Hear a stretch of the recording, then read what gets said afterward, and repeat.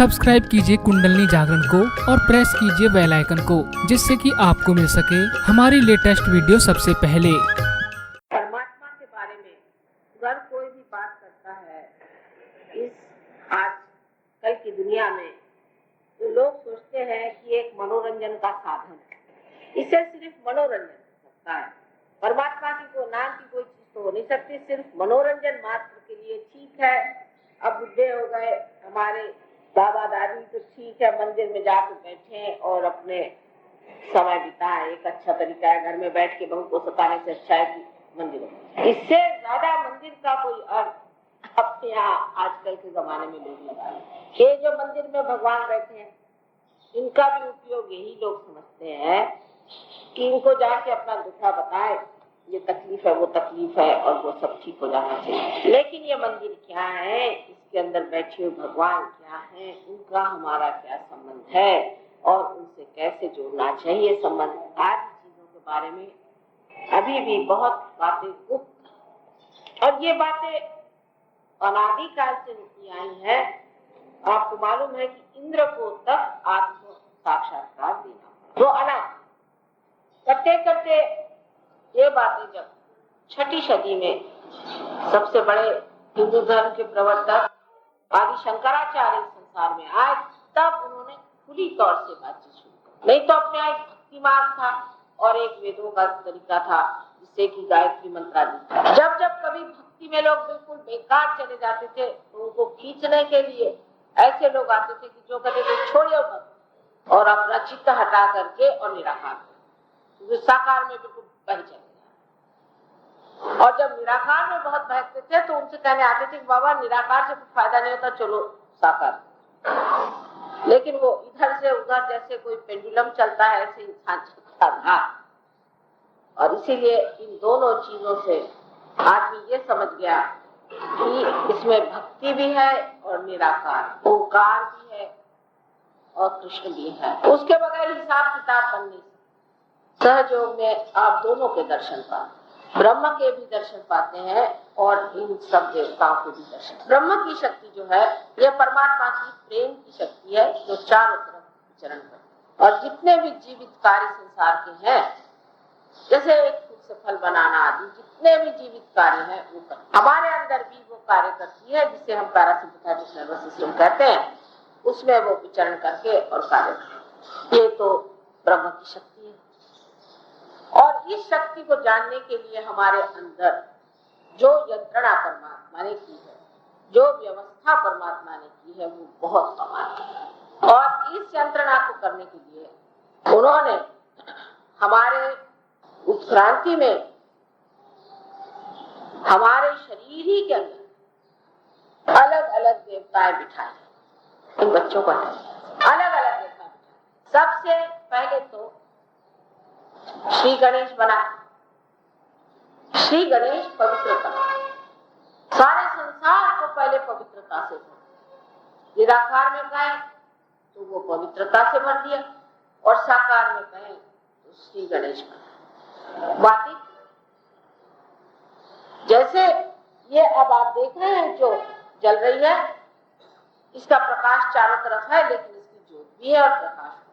इसी प्रकार जो सबसे पहले चीज बनाई वो श्री गणेश बनाए, जिनका प्रकाश चारों तरफ फैला हुआ है। अब किसी ने अगर गणेश जी को पकड़ लिया तो भी गलत होगा, और किसी ने अगर प्रकाश को पकड़ लिया वो भी गलत हो गया। क्योंकि जैसे मैंने पहले मर्तबा बताया था कि पहले तो उन्होंने बात की कि कौन से फूल है, और फूल के अंदर शहद है, तो लोग फूलों से चिपक गए। फूलों को खोजो बकना शुरू हो गया सब, मतलब जबानी जमा करते शब्द जाल, बस बातें करना शुरू कर दी। तो उन्होंने कहा कि भाई देखो, ये फूल खोजने वाले जो है तो पगला गए, फूलों की पूजा, फूलों के पीछे दौड़ना, और शहद की बात ही नहीं करती। तो फिर उनका चलो भाई शहद की बात शुरू। सब जितने बड़े बड़े हो गए हैं वो हमारी भलाई के लिए ही, एक में से निकाल के दूसरे में से निकाल के इसमें ऐसा करके किसी तरह से अकल डाल। कभी निराकार की बात करो, पलख निरंजन की बात करो, अलख जो दिखाई दे, वो उन्होंने बातचीत शुरू कर दी, पर वो भी बातचीत हो गई। शहद की भी बात करो और मधु की भी बात करो तो भी मधु पाइएगा कैसे? तो क्या होना चाहिए? आपको मधुकर होना चाहिए। आपको स्वयं बदलना पड़ेगा। आप में आत्म साक्षात्कार होना चाहिए।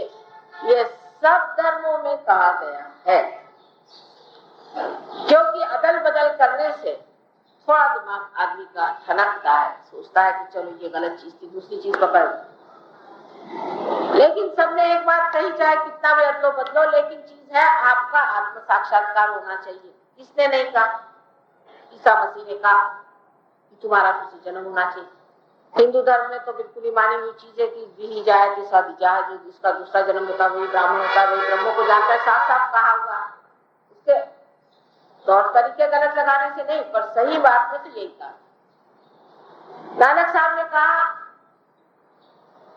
कि अपने में खोजो, आपे को पहचाने बगैर आप परमात्मा को नहीं जान सकते, आत्मा को पाओ। उन्होंने यही कहा। अब सबने यही रट लगा के रखी है कि भाई आत्मा को पाओ, जन्म करो। ईसा मसीह ने कहा वही बात, मोहम्मद साहब ने कहा कि आपको पीर होना पड़ेगा।